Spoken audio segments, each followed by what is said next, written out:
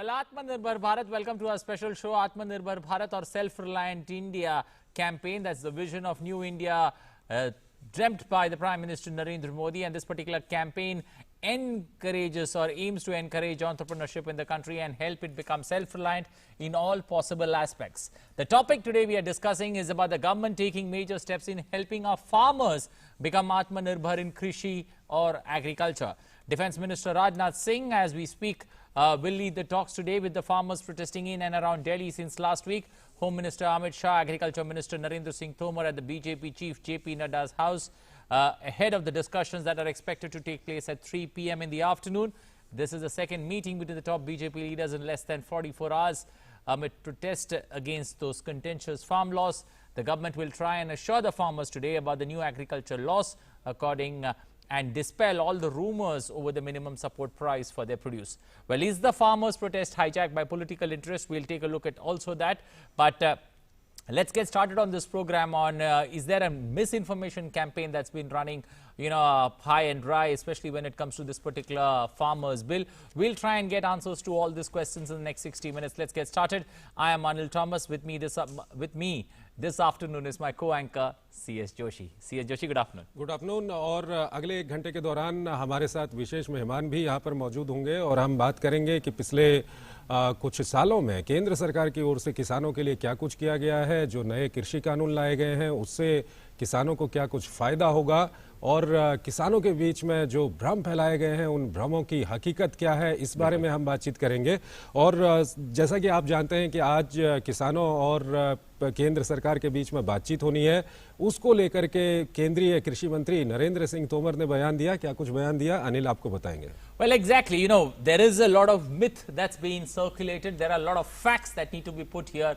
And we are going to do that in the next 60 minutes. We'll get you all the facts as compared to the myths that are being projected there. A misinformation campaign that's running in a big way, and we'll try and get you the facts as it unfolds in the next 60 minutes. Let's now first get started with the meeting that's in store. Union Agriculture Minister Narendra Singh Tomar has invited the leaders of the Farmers Union to hold talks at the high-level committee of ministers today at 3 p.m. So that's going to be in a little while from now. All farmer unions are invited for talks who were present in that first round of meeting. So it's going to be an important and crucial round of meeting that we're going to see today afternoon. The Agriculture Minister said that farmers are called for talks early due to the ongoing COVID-19 pandemic and the cold winter season.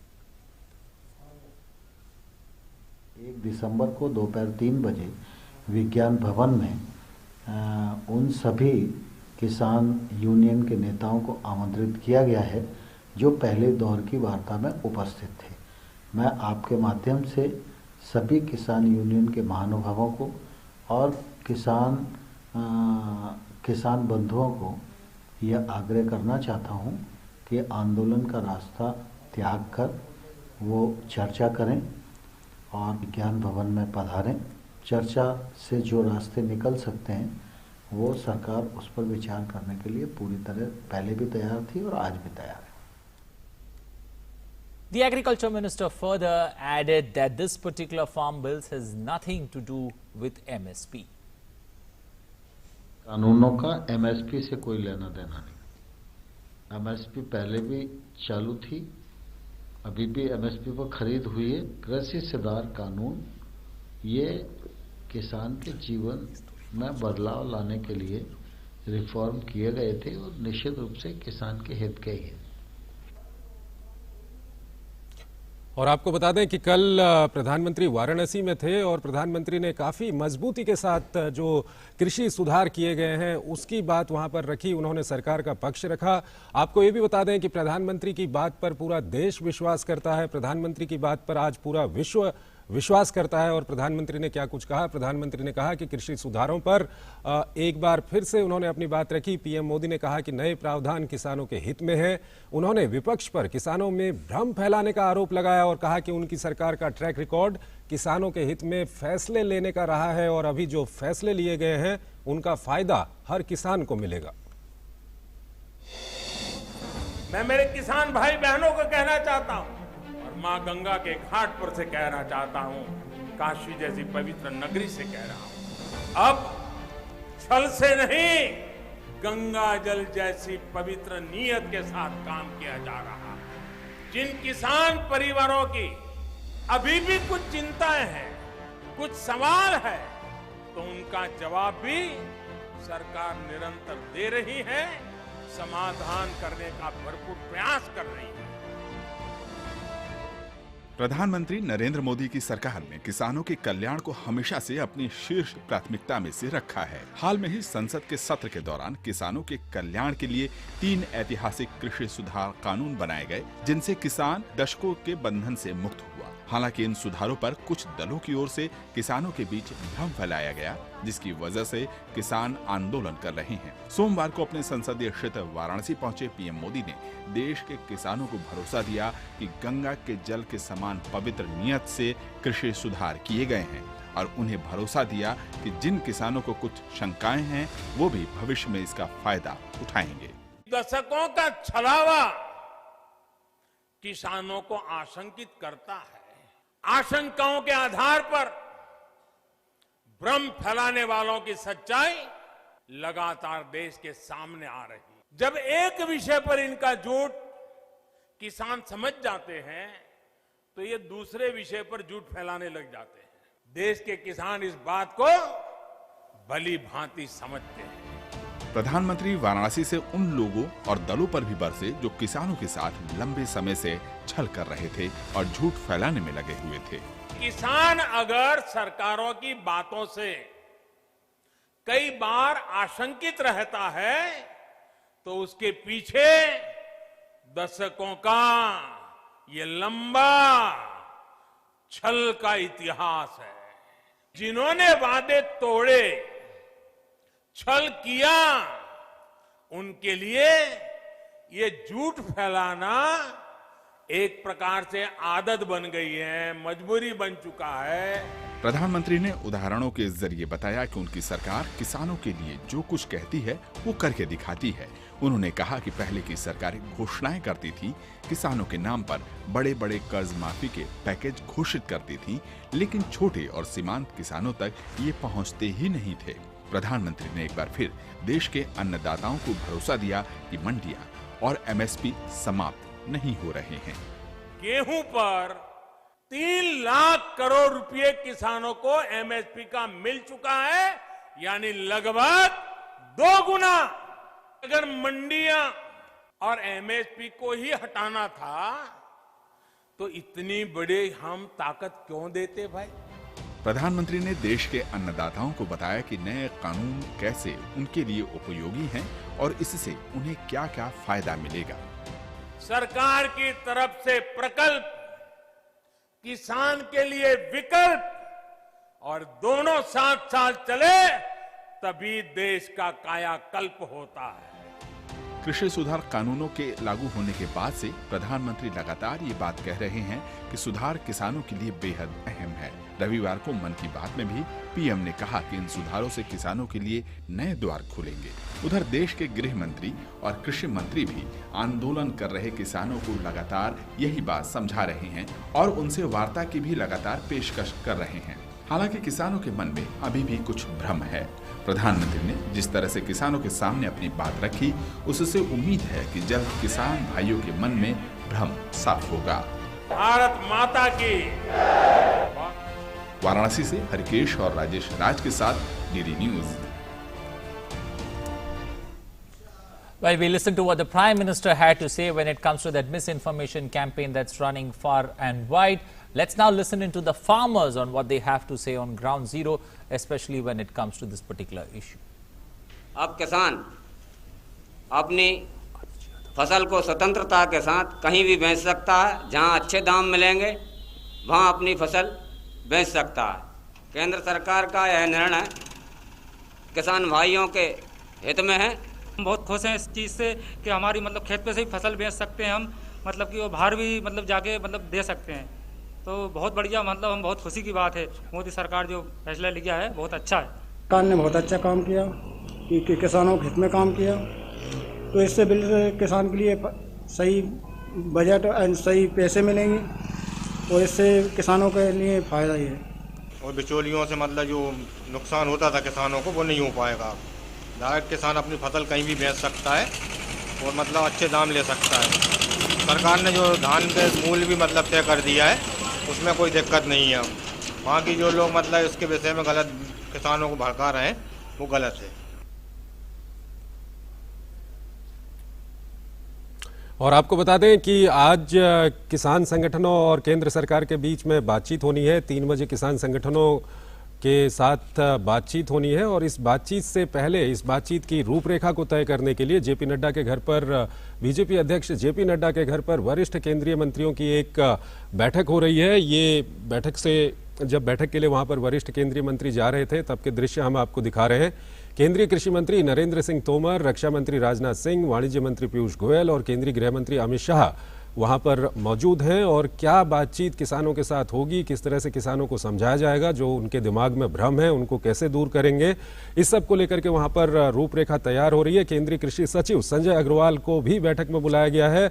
हमारे संवाददाता OP Yadav हमारे साथ मौजूद हैं JP Nadda के घर से, उनसे बातचीत करेंगे। ओपी यादव, किस तरह से वहां पर रूपरेखा तैयार की जा रही है?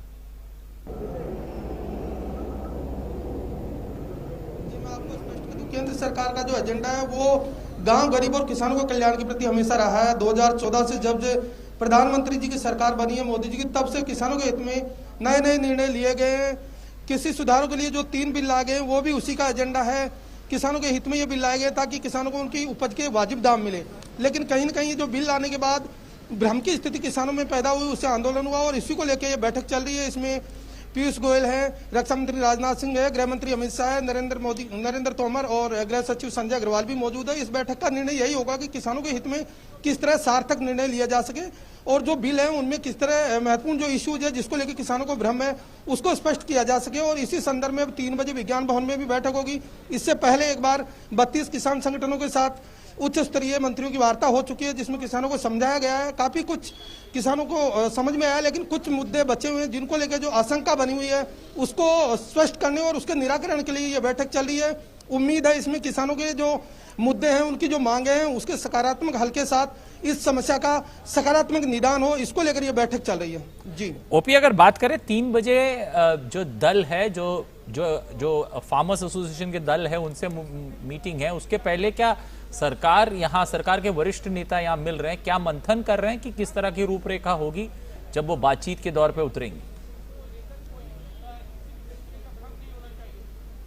जी, इसमें मुख्य एजेंडा यही है कि किसानों के बीच जो भ्रम की स्थिति बनी हुई है, तीनों बिलों को लेकर किसान जिस मुद्दे को लेकर अपना आंदोलन कर रहे हैं उसको किसानों के सामने रखा जाएगा कि इसमें आपकी जो आशंकाएं हैं, आपकी जो शंकाएं हैं, उसको बिल्कुल निराकरण किया गया है। और इसमें ऐसा कोई मुद्दा नहीं है जो एमएसपी का मसला है जिसको लेकर विपक्ष द्वारा किसानों को बरगलाया गया, उसको लेकर भी सरकार अपनी नीति स्पष्ट कर रही है कि ऐसा कोई मुद्दा नहीं है।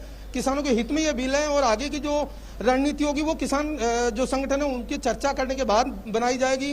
पिछली वार्ता में 32 किसान संगठन मौजूद थे, अब उन्हीं संगठनों को फिर से बुलाया गया है और जो किसानों के जो पिछली बार मुद्दे थे उनको स्पष्ट कर दिया गया है कि इसमें आपके अहित में कुछ नहीं होगा, जो भी होगा किसानों के हित में होगा। अन्नदाता का प्राथमिकता सरकार की पहले एजेंडे पे है और उसी बात को रख के इसमें मीटिंग में तय होगा कि आप जिन मुद्दों को लेकर आशंकित है उनके निराकरण किया जाएगा। क्योंकि अभी कोविड का दौर चल रहा है, सर्दी भी है, पहले 3 तारीख की मीटिंग तय थी, लेकिन सरकार ने किसानों का हित ध्यान में रखते हुए इसको 1 तारीख को ही निर्णय लिया गया है। तो आप इससे स्पष्ट समझ सकते हैं कि सरकार की जो प्राथमिकता है, प्रधानमंत्री जी का जो एजेंडा है वो गांव, गरीब और किसानों के कल्याण में है। इसी बैठक में यही निर्णय होगा कि किसानों को ज्यादा फायदा मिले और उनकी जो शंकाएं वो पूरी तरह से दूर हो। जी ठीक है ओपी यादव, आप हमारे साथ बने रहिए। हमारे साथ अनुज यादव भी मौजूद हैं, वो विज्ञान भवन में मौजूद हैं और यहीं पर ये बैठक होनी है। अनुज, बैठक की क्या कुछ रूपरेखा होगी, सरकार क्या कुछ किसान संगठनों के सामने रखेगी, इसको लेकर के अभी बीजेपी अध्यक्ष जेपी नड्डा के घर पर बैठक हो रही है। वहां पर केंद्र सरकार के वरिष्ठ मंत्री मौजूद हैं, वहां पर गृह मंत्री अमित शाह, रक्षा मंत्री राजनाथ सिंह और दूसरे वहां पर जो मंत्री हैं वो वहां पर मौजूद हैं, कृषि सचिव भी वहां पर मौजूद हैं। ये रूपरेखा वहां पर बनाई जा रही है और जब से ये कुछ पंजाब के किसान और उसके अलावा कुछ हरियाणा के किसान जब से दिल्ली के आसपास पहुंचे हैं तब से आप लगातार रिपोर्टिंग कर रहे हैं, इन किसानों से भी आप बातचीत कर रहे हैं। अब आपको क्या लग रहा है कि बातचीत का क्या कुछ एजेंडा होगा और किस दिशा में ये बातचीत जाएगी? देखिए, पिछले कई दिन से जिस तरीके से किसान नेताओं के जो बयान सामने आए हैं, उनकी जो आशंकाएं और शंकाएं हैं, उन सभी बातों को लेकर जो केंद्र की ने एक समिति बनाई है, जिसमें खुद बीजेपी अध्यक्ष जेपी नड्डा हैं, केंद्रीय गृह मंत्री अमित शाह उसमें हैं, और पीयूष गोयल हैं, और केंद्रीय कृषि मंत्री हैं। एक एक जो सवाल है किसानों का, अलग अलग संगठनों के अलग अलग सवाल हैं। चंद्रशेखर, आप जानते हैं कुछ संगठनों ने जो है एमएसपी पर, न्यूनतम समर्थन मूल्य पर सवाल उठाए हैं कि उसको खत्म कर दिया जाएगा। इस तरह की आशंकाएं उनके मन में हैं।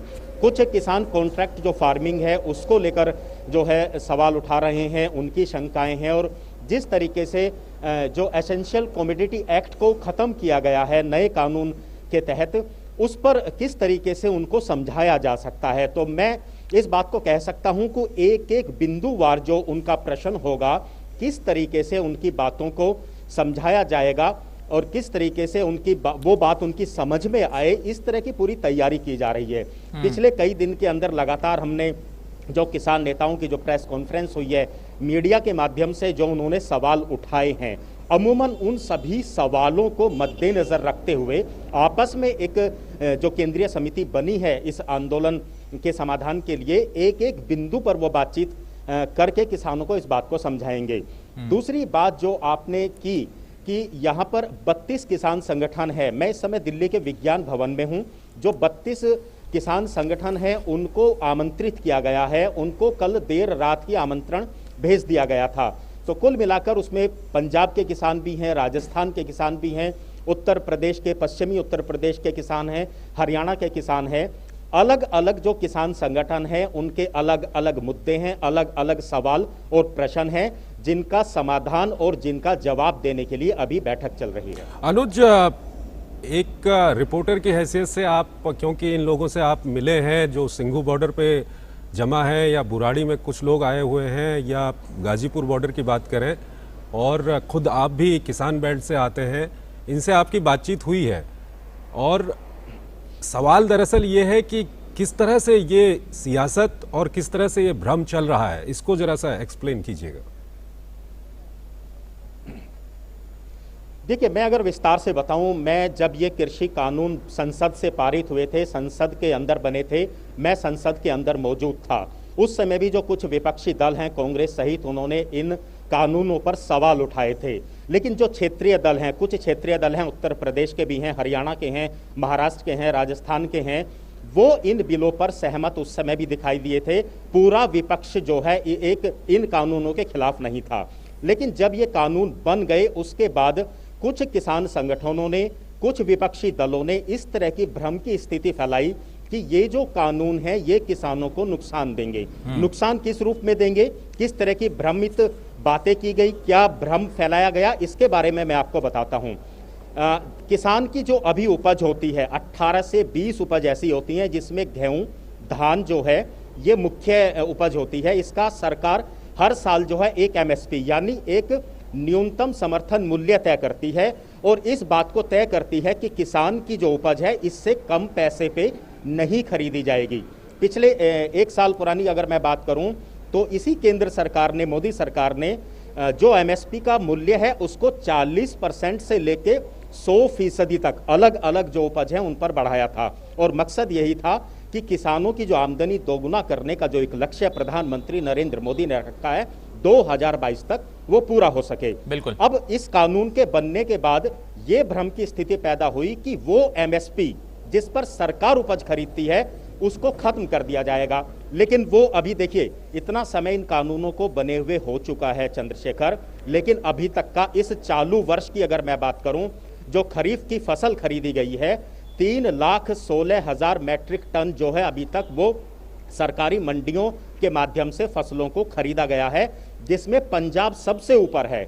14% की इस बार बढ़ोतरी हुई है पिछले साल के मुकाबले अगर मैं करूं खरीद में, और ये खरीद अभी भी जारी है।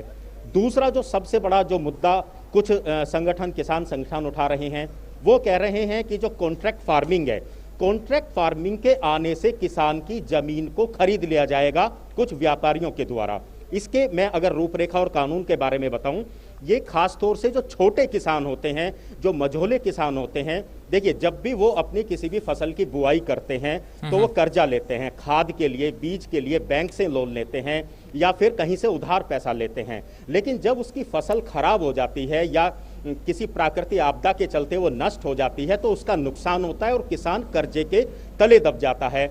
ऐसे में केंद्र सरकार ने कॉन्ट्रैक्ट फार्मिंग को बढ़ावा देने के लिए ये योजना लेकर आई और एक कानून इसको बनाया कि अगर कोई बड़ा संगठन, अगर कोई कंपनी खेती करना चाहती है तो वो किसान के साथ कॉन्ट्रैक्ट करे, लीज पर जो है उस जमीन को ले और एक लिखित में कॉन्ट्रैक्ट हो कि हमने आपकी इस जमीन को इतने पैसे में इतने समय के लिए लिया है और उसमें शर्तें रखी गई हैं कि जो उस समय मार्केट का रेट होगा, जो बाजार का रेट होगा, उसी रेट पर जो है वो कॉन्ट्रैक्ट किया जाएगा। और उसमें एक अच्छी बात किसान के हित में और की गई है।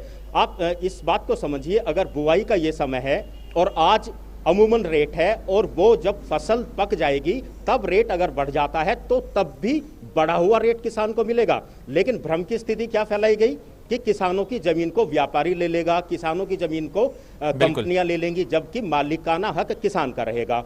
तीसरी बात करूं, जो एसेंशियल कमोडिटी एक्ट है उसको खत्म किया गया है। एसेंशियल कमोडिटी एक्ट होता क्या है, जब हमारे देश के अंदर अनाज की उपज जो है कम हुआ करती थी, आज़ादी के बाद क्योंकि देश जो है आत्मनिर्भर नहीं था, एक तरीके से हम कह सकते हैं कि कृषि के ऊपर, अनाज के ऊपर बाहर से अनाज मंगाना पड़ता था। लेकिन ये समय बदला।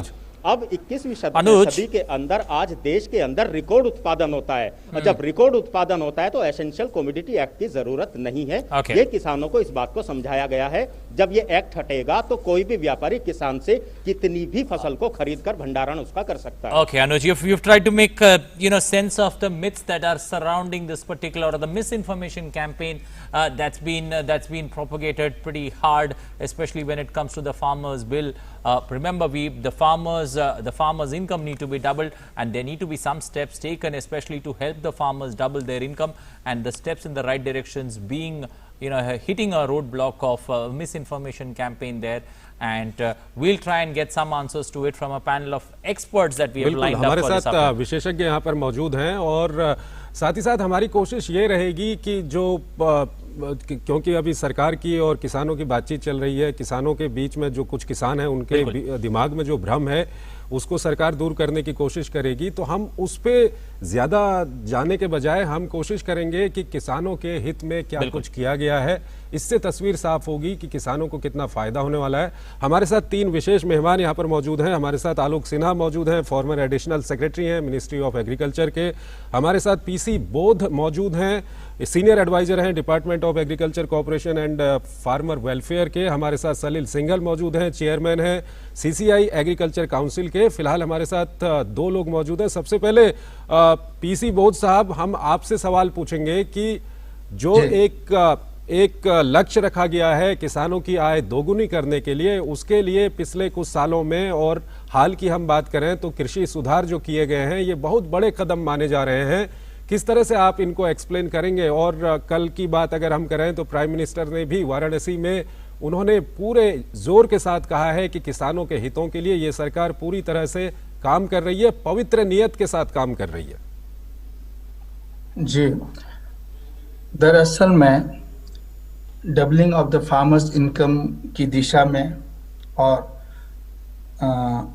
11th और 12th 5-year प्लान के द्वारा उसके बाद जो कोशिशें की गई कि किसानों की स्थिति में मूलभूत सुधार हो, उन सब उसी दिशा में एक बहुत बड़ी सोच जो बहुत समय से दशकों से चली आ रही थी कि और ये बात कि इस समय हमारी कृषि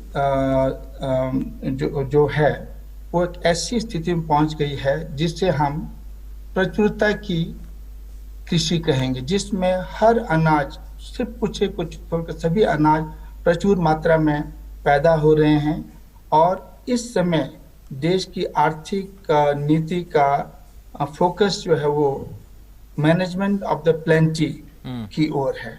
ऐसी स्थिति में ये जो 3 बिल जो लाए गए, फार्म बिल्स इसी विषय में थे और इन सब का एक आर्थिक नीति के मौलिक सिद्धांत की दृष्टि से देखा जाए, ऐसी स्थिति पैदा करना है जिसमें सरकार के बाकी सभी सहायता के साथ साथ मार्केट और व्यापार की ऐसी स्थिति पैदा हो जहां पर किसानों को अपनी उपज की मार्केट में तय हुई अधिक से अधिक कीमतें प्राप्त करना जो संभव हो सके।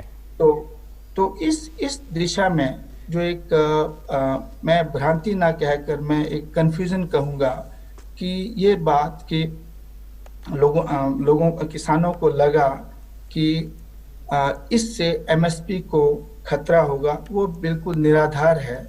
क्योंकि इन दो मुख्य जो फार्म बिल्स हैं उनमें से एक जो एपीएमसी के बारे में था, उसमें यह कहा गया था कि अब एपीएमसी के सिर्फ फिजिकल बाउंड्रीज के अंदर ही एपीएमसी में किसान जो है जो चाहते हैं वो अपनी उपज बेच सकते हैं, और उसके अलावा किसानों के पास अब एक खुला वो मार्केट मिल जाएगी। वो है एसेंशियल कमोडिटीज एक्ट को हटा देने से जो अनाज के व्यापारी जो हैं, अनाज के बिजनेस और व्यापार कॉमर्स और व्यापार वाले लोग जो हैं वो किसानों से उनकी उपज जो है खरीद सकते हैं। इसके पीछे जो आर्थिक सिद्धांत काम करता है वो ये है कि अब सिर्फ एपीएमसी की मुंह ताकने की बजाय के अलावा अब किसानों के पास ये खुली मार्केट जिसमें अनाज के व्यापारी उनसे अनाज लेकर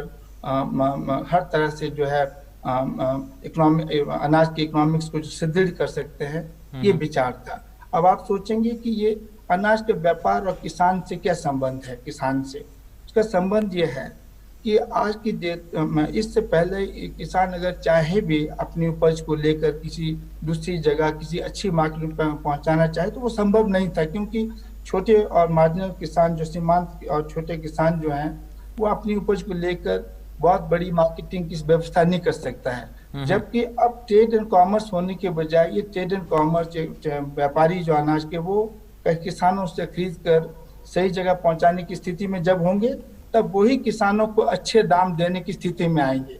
तो अब हमने एक बहुत बड़ी जो है अब तक की जो घुटन जो हमारी अर्थव्यवस्था कृषि व्यवस्था में थी उसको दूर हटा दिया है।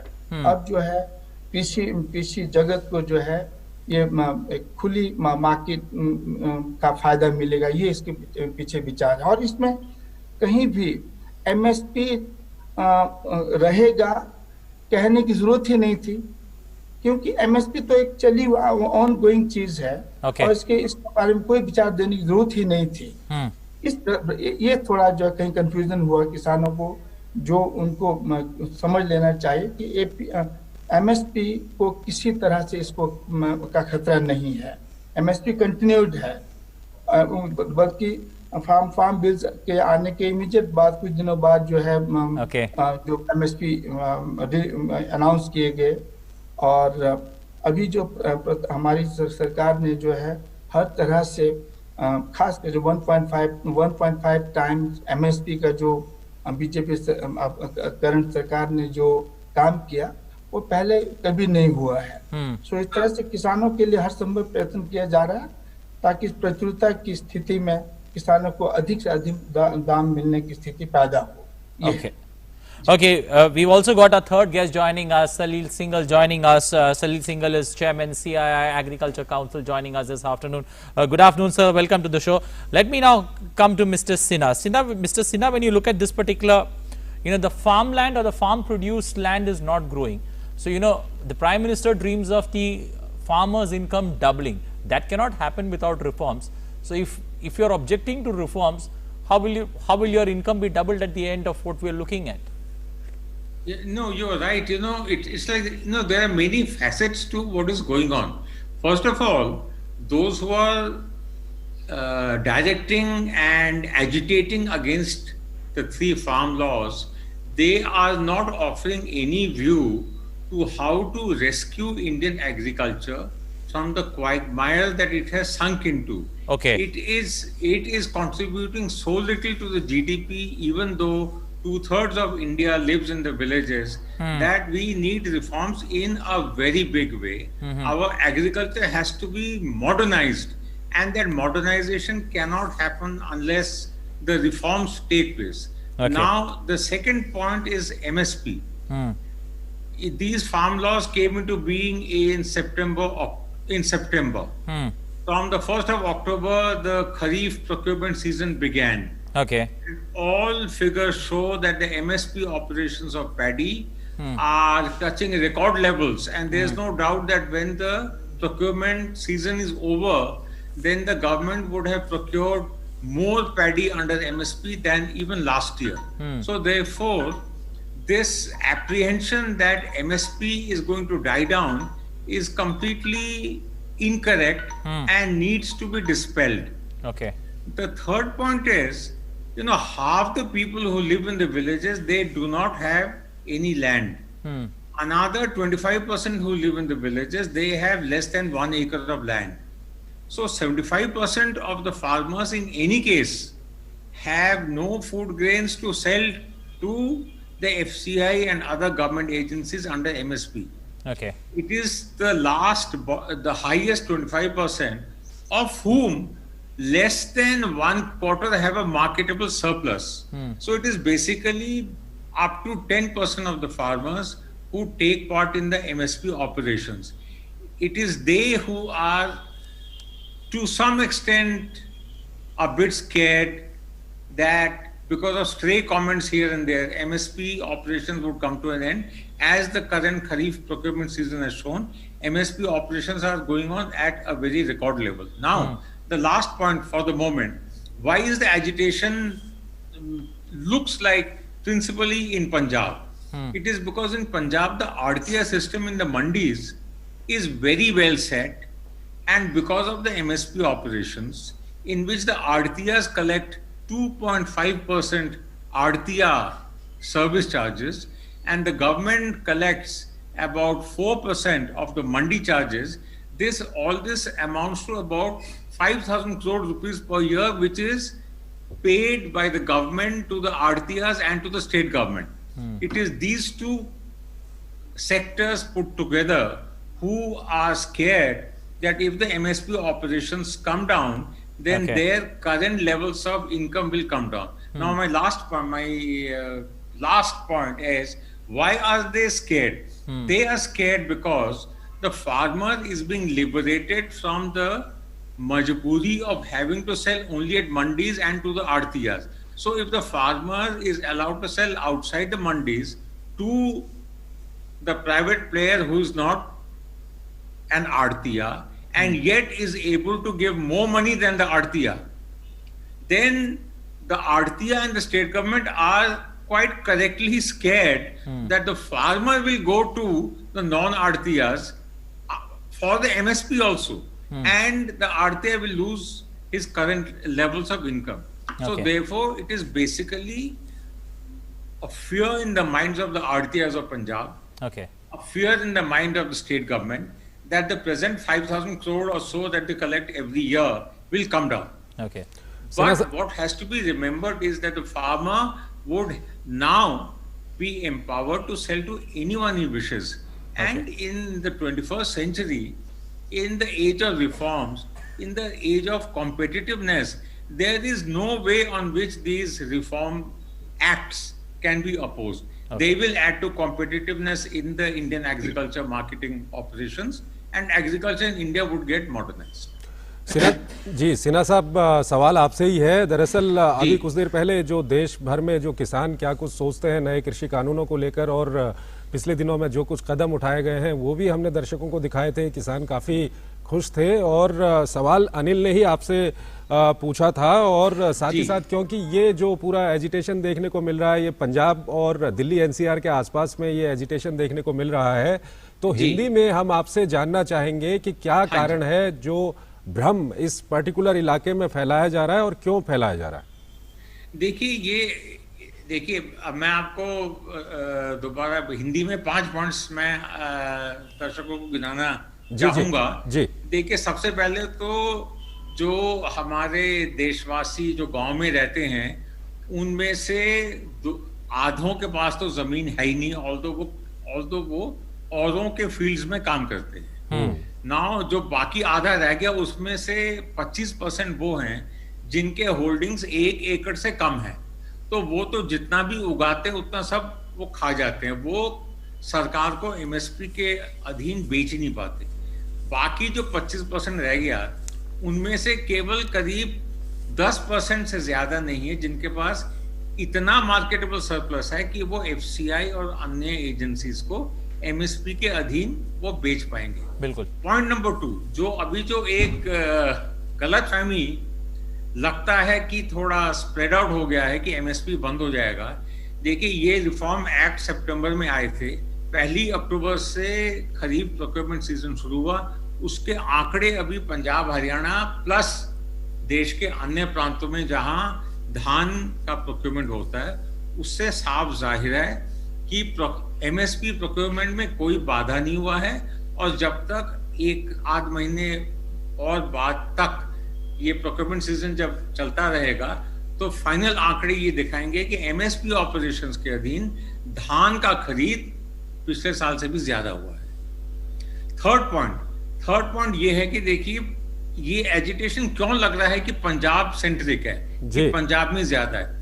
देखिए, पंजाब में मंडी सिस्टम हिस्टोरिकली आड़तियों के साथ पार्टनरशिप में बड़ा अच्छा सेट है, लेकिन उसमें जो बात खुल के आगे नहीं आ रही वो ये है कि आड़तियों को 2.5% सर्विस चार्ज मिलता है जब एमएसपी में कोई भी धान या गेहूं की खरीद होती है। उसके ऊपर स्टेट गवर्नमेंट को 3.5% मंडी टैक्स मिलता है। तो ये जो 6-7% ये कुल मिला के साल भर में 6,000 से 10,000 करोड़ तक का कलेक्शन गवर्नमेंट के एमएसपी ऑपरेशंस के सब्सिडी फंडिंग से आड़तियों को और पंजाब के स्टेट गवर्नमेंट को मिलता है।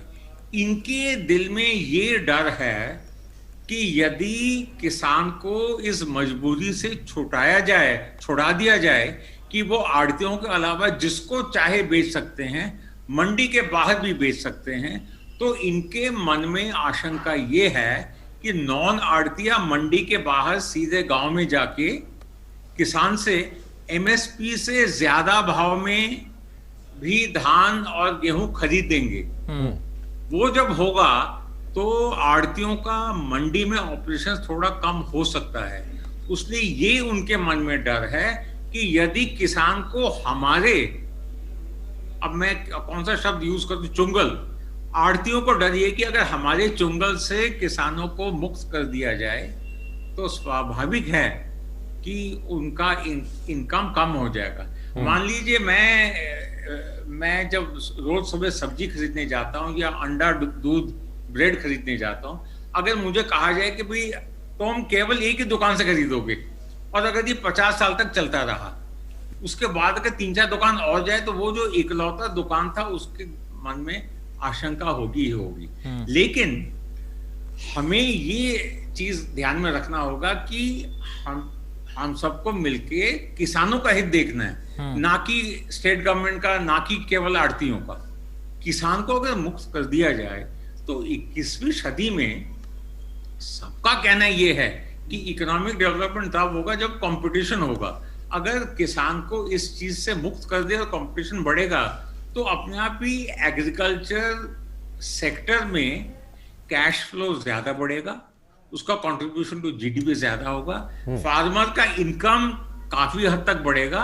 और अब ये स्टेज आ गया है कि इंडिया के एग्रीकल्चर को मॉडर्नाइज, आधुनिक करना है। अभी ये पुराने स्टाइल में ही पड़ा हुआ है। जब इसको आधुनिक करेंगे, इसको फूड प्रोसेसिंग के साथ आप जोड़ेंगे, इसको ग्रेडिंग के साथ जोड़ के इसका उपज एक्सपोर्ट हो पाएगा, तो ही किसानों का इनकम बढ़ पाएगा। आज के दिन, लास्ट पॉइंट, आज के दिन जो एजिटेशन कर रहे हैं, अगर उनकी बात 100% मान लिया जाए, इसका मतलब ये होगा कि जो पिछले सिन्हा साहब दरअसल आपको हम रोकना चाहेंगे, हम अपनी इस बातचीत को आगे बढ़ाएंगे। दरअसल आज बीएसएफ का रेजिंग डे है और एमओएस होम नित्यानंद राय वहां पर बोल रहे हैं, हम दर्शकों को वहां लिए चलते हैं। प्यास बुझाने पानी मांगते हैं, अगर परिवार वाले के पास एक गिलास पानी लाकर देगा तो पहले आपको देगा, पहले आपको देगा। इस पे आपको गर्व होना चाहिए और देशवासियों को आपको जो है गौरव प्राप्त होता है और देशवासियों का जो विश्वास आप पर है, भरोसा है और आपके सम्मान में वह जो खड़ा रहता है, इस पर माननीय प्रधानमंत्री जी को भी फक्र है, माननीय प्रधानमंत्री जी को भी फक्र है और माननीय गृह मंत्री जी को भी फक्र है, देशवासियों को भी फक्र है कि आपका सम्मान और आपके प्रति जो दृष्टिकोण है देशवासियों का, वह कितना पवित्र और कितना ऊंचा है। आज आयोजित इस परेड में सीमा प्रहरियों ने जिस ढंग से अपने कदम ताल और दक्षता के साथ दर्शनीय मार्च पास्ट किया है, यह निश्चित ही बल के उच्च श्रेणी के प्रशिक्षण व अनुशासित जीवन शैली का बेहतरीन प्रमाण प्रस्तुत करता है। इसके लिए मैं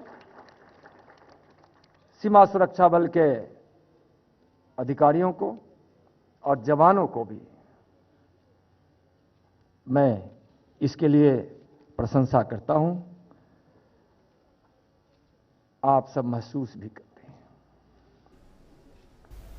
माननीय प्रधानमंत्री जी का विश्वास है आप, माननीय प्रधानमंत्री जी का विश्वास है आप और माननीय गृह मंत्री जी का भरोसा है आप पर देशवासियों को नाज है। सीमा सुरक्षा बल के नौजवान साथियों, जैसा कि आप सभी को विदित है कि पश्चिमी सीमाओं पर अनिश्चितता का माहौल रहता है और बखूबी देश भी इसको जानता है। हमारे पड़ोसी देश द्वारा सीमा पर सीज फायर का उल्लंघन आए दिन किया जा रहा है। वही आतंकी घुसपैठ, आधुनिक हथियार एवं नशीले पदार्थों की तस्करी के माध्यम से देश को नुकसान पहुंचाने की कोशिश साजिश भी लगातार पड़ोसी देश द्वेष की भावना से करते रहते हैं। बीते दिनों सीमा पर जमीनी सुरंग का मिलना और ड्रोन के माध्यम से घातक हथियारों को भारतीय सीमाओं में भेजना इसका प्रत्यक्ष उदाहरण है। बिल्कुल, आप बीएसएफ का दरअसल आज रेजिंग डे है और आप एमओएस होम नित्यानंद राय वहां पर जो बीएसएफ कर्मी हैं उनको संबोधित कर रहे थे। और अब हम अपने उस विषय पर वापस लौटते हैं जो किसानों का विषय है और उसी पर बातचीत करते हैं। अनिल, बिल्कुल। Well, we got a third guest also in the studio, Salil Singhal joining us. You know, he's a member, he's a chairman of the CII Agriculture Council. Mr. Singhal, when you look at this particular issue, you know, how do you look at it? Farmers' income being tried to double here, but you know, somewhere deep down, a misinformation campaign, that's not all, but you know, without reforms, you know, you cannot double the farmers' income. So somewhere deep down, you know, at the end of the day, the farmers are the losers if they are not open to the idea of reforms or modernization.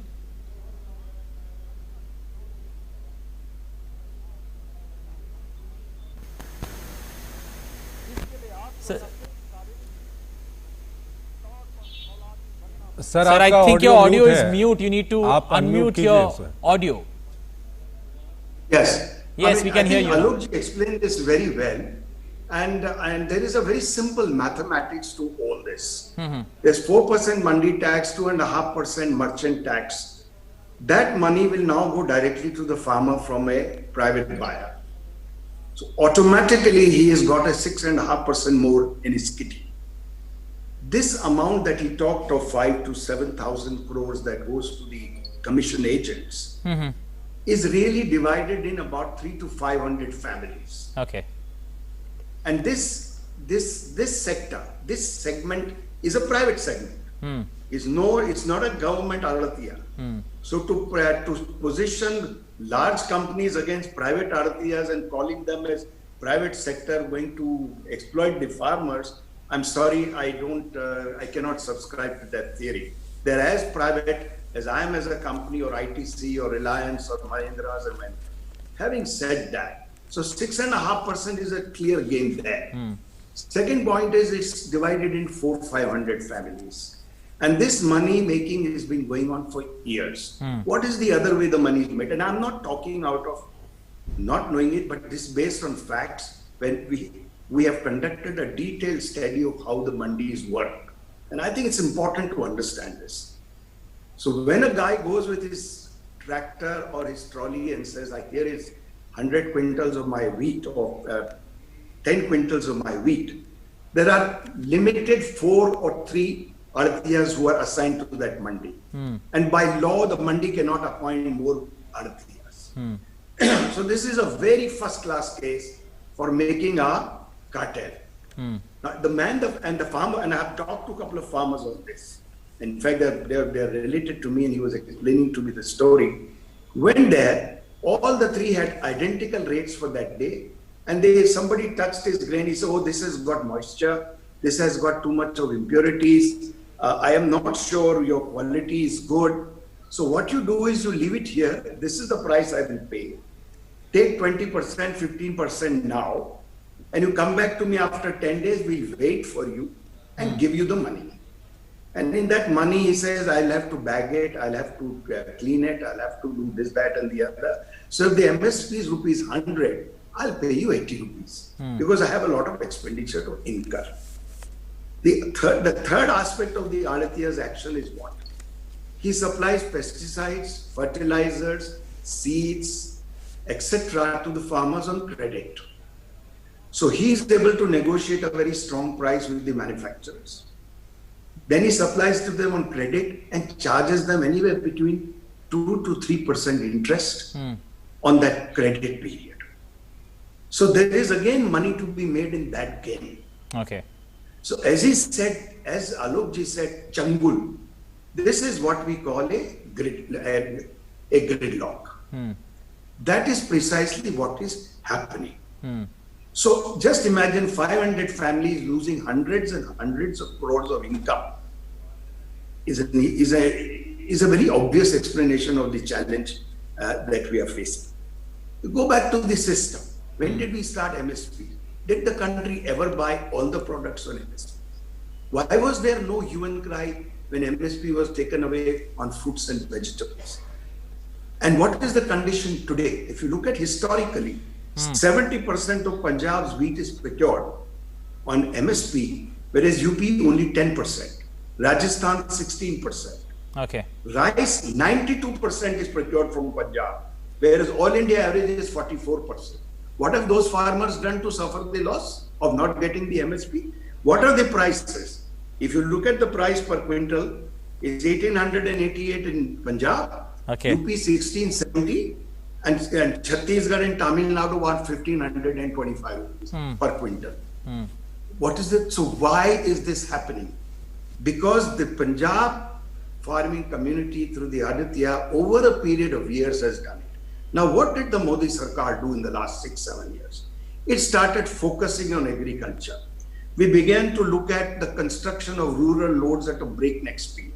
We looked at increase in warehousing and silo systems.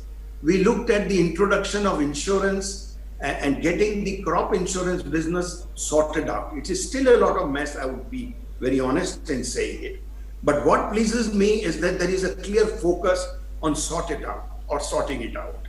There is now an effort has begun on working on the use of remote sensing technology in agriculture to know about abiotic pressures, soil conditions, weather conditions. All this will help the farmer to grow more. The mantra for Indian agriculture has to change. And that mantra has to be make more money out of more growing and not by getting more prices.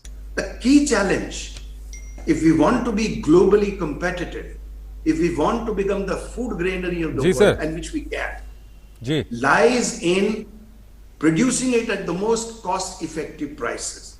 Just one point about vegetables and fruits. If you look at it, McDonald's used to import its potatoes from New Zealand. It started them growing here. The farmers have prospered.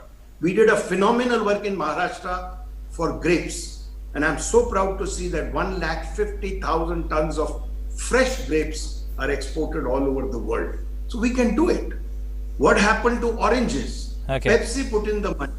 And Pepsi put in the money, and we have a huge orange juice business going on. So it is companies which will do that. Last point here, there is a dramatic change in the consumer to consumption pattern. Now you and I are looking for food, and you can get them delivered at our food step. True. Who's going to provide that link in the value chain? Private sector. It cannot do without the farmers giving them the right product, and they cannot survive if they don't treat the farmers right. I think it's a win-win for all of them. Okay. Lastly, I don't think ever the procurement has been more than 15 to 16% on MSP. And the government has come out with 100,000 crore infrastructure for agriculture funding. And I'm sure if that is spent right, if that is spent quickly and correctly, it will dramatically change agriculture. Okay. And make our farmers truly Atmanirbhar. Okay. My point is here, I am surprised and shocked. What has happened to the Punjabi pride? They should say the government doesn't want to pay, we will show them how we will still make money. That is what I had thought they would do.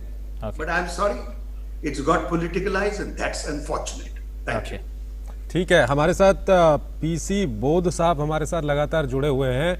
बोध साहब, अगर हम पिछले 6 साल की बात करें तो पिछले 6 साल में आप देखिए कि अगर किसान सम्मान निधि की बात करें, मुद्रा योजना की बात करें और उसके अलावा सॉइल हेल्थ कार्ड की बात करें, कई सारी ऐसी योजनाएं हैं जो किसानों की आय को दोगुना करने के लिए लगातार वो योजनाएं किसानों की मदद कर रही हैं। तो 6 साल में किसानों के लिए जो कुछ भी किया गया है, इसको आप किस तरह से देखेंगे? क्योंकि अभी जिस तरह का माहौल एक पर्टिकुलर एरिया में बनाया जा रहा है, उससे वो समझ में वहां पर क्यों नहीं आ रहा है? पहले मैं सिन्हा साहब और मेरे इमीडिएट पहले जो स्पीकर हैं उनके पॉइंट्स को मैं कुछ उनके जो व्यूज दिए, खासकर जो है जो एपीएमसी को लेकर जो है और एमएसपी के सिचुएशन को लेकर, वो ये है कि दरअसल में किसी भी स्टेज पर एपीएमसी के आने के बाद जो है जब इसका अध्ययन हुआ, मिनिस्टर ऑफ एग्रीकल्चर जो है सम्मानित यूनिवर्सिटीज के द्वारा अपनी स्कीमों का जो है मूल्यांकन करवाती है, तो उसके दौरान एक एग्रो इकोनॉमिक रिसर्च सेंटर्स का एक नेटवर्क है डिफरेंट यूनिवर्सिटीज में, IIM अहमदाबाद में है, IEG दिल्ली में है और बहुत से संस्थान हैं। तो इनकी स्टडीज में ये पाया गया है कि एपीएमसी हालांकि एक बहुत बड़ा स्टेप था मार्केट के कंडीशंस को सुधारने के लिए, किसानों को वाजिब दाम दिलाने के लिए, परंतु जिस ढंग से ये पब्लिक सेक्टर मार्केट जो है बनी और विकसित हुई, उसमें बहुत सी खामियां आ गई हैं, जिसकी वजह से किसानों को उनसे नुकसान हो रहा था। जितनी कॉम्पिटिटिव हो सकती थी वो नहीं हो पा रही थी। तो एक वजह ये है कि एसेंशियल कमोडिटीज एक्ट के द्वारा प्राइवेट मार्केट्स की जो स्थिति पैदा की गई। बिल्कुल। दूसरी बात जो है जो इन 3 फार्म बिल्स के बारे में बहुत इम्पोर्टेंट है, वो ये है कि कॉन्ट्रैक्ट फार्मिंग, जिसका फिर बहुत कंफ्यूजन हो रहा है किसानों और किसान। सर, अपना उत्तर थोड़ा संक्षेप में दीजिएगा क्योंकि हम बिल्कुल कार्यक्रम के अंत में पहुंच चुके हैं। सो उसमें यह कि जो कॉन्ट्रैक्ट फार्मिंग के द्वारा सरकार जो है उन सभी सुविधाओं और उन सभी इनेबलिंग फैक्टर्स को फार्मर्स के हित में ले जाना चाहते हैं, जिससे वो महरूम थे ये कॉन्ट्रैक्ट फार्मिंग के थ्रू, क्योंकि कॉन्ट्रैक्ट फार्मिंग के through business or industry. The farmers stand to gain a lot, especially when it comes to contract farming. Mr. Sinha, one quick word from you. The Prime Minister yesterday spoke about new agriculture reforms have given farmers new options and new legal protection, and at the same time the old system also continues if someone wishes to stay. Now, if that exists, what's the issue there? Well, you know, the issue is actually the issue is because it leads to both now. You know, then what is the problem? The issue is fear of the unknown in the minds of the Punjabi Artiya and the Punjab state government system. They think that if the farmer is allowed to sell his produce outside the mandis and outside the artiyas, then the, if I may use a term which sounds offensive, their stranglehold, the stranglehold of the artiyas and the state government on the farmers will to that extent loosen. And if it loosens, the 6,000-7,000 crore rupees that they collect every year from the government, from the government subsidy operations, from the taxpayers' pocket, will to that extent reduce. So the need of the hour is to somehow reach out to some of the Punjab intellectuals and farmers who need to be told that in the 21st century, competitiveness and reform is the only way to augment and increase your income. There is no other way. As Mr. Singhal said, Sinha साहब, हम बिल्कुल कार्यक्रम के अंत में आ चुके हैं, तो काफी कुछ सवाल ऐसे हैं जिनका जवाब आप दे चुके हैं। अंत में संक्षेप में बताइएगा, क्योंकि ये पूरा एजिटेशन जो हो रहा है इसमें कुछ ऐसे नाम सामने आ रहे हैं, जब भी दिल्ली एनसीआर के आसपास विभिन्न विषयों पे एजिटेशन होते हैं तो वो उसमें मौजूद होते हैं। इसको किस तरह से आप एक्सप्लेन करेंगे? देखिए, जो लोग हर एक एजिटेशन में शामिल होते हैं, यदि वो इस एजिटेशन में भी शामिल हो रहे हैं, तो वन कैन ओनली से कि वो लोग वो हैं जो एक एजेंडा के खोज में रहते हैं कि आज इस एजेंडा में एजिटेट करेंगे, एक महीने बाद उस एजेंडा में। Okay, we'll leave it there. Thank you. Declare कर देनी चाहिए।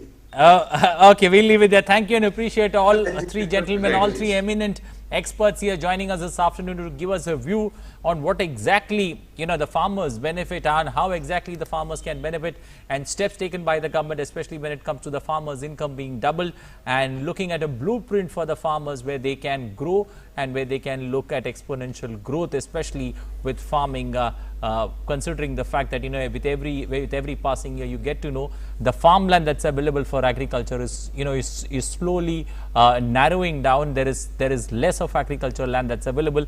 So for quantum growth, the farmers need to look for reforms, and the reforms are important. The Prime Minister once again stressed on that particular point. The Prime Minister stressed, he said, we are spending crores of rupees on the modernization of mandis. So if you are spending such a lot of money on the modernization of mandis, you know, why should there be a fear that the MSPs will be dismantled? So surely the Prime Minister trying to quell a lot of queries there in the minds of the people, especially the farmers. We'll have to wait and watch for that particular meeting at 3 p.m. on how that pans out. प्रधानमंत्री की बातें होती हैं, उस पर पूरा देश ही नहीं पूरा दुनिया उस पर भरोसा करती है। और अभी एक्सपर्ट्स के साथ भी बातचीत में आया कि एक पर्टिकुलर रीजन के कुछ लोग हैं जिनके दिमाग में भ्रम है, और हम आशा करते हैं कि अभी 3 बजे बैठक होगी, वो भ्रम भी दूर कर दिए जाएंगे।